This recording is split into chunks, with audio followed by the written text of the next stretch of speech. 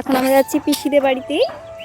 পিসি আমাকে ডেকেছিল 3:30টার সময়। পিসির শরীরটা খারাপ, বাচ্চারা আসবে, পিসি বাচ্চাদের পড়ায়, আমাকেও পড়িয়েছে।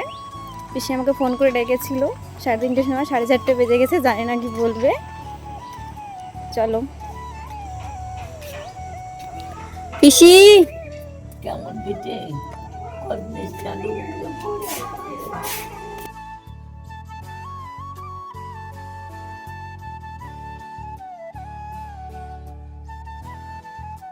তো গিয়ে দেখি পিসি পড়াতে বসে গেছে শরীর খারাপ নিয়েই।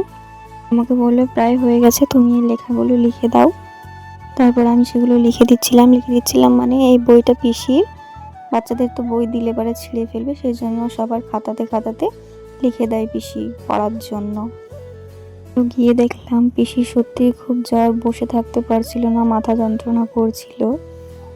আমারও যেতে অনেকটা লেট হয়ে গিয়েছিল, আসলে আমাদের বাড়িতে মিস্ত্রি লেগেছিল, সেই জন্য আমারও একটু যেতে লেট হয়ে গিয়েছিল।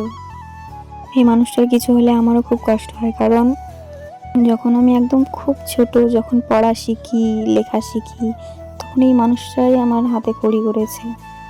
শুধু আমি বলে না, আমাদের পাড়ার প্রায় সব ছেলে মেয়েকে পিসি পড়া শিখিয়েছে, লেখা শিখিয়েছে, কোলে করে নিয়ে।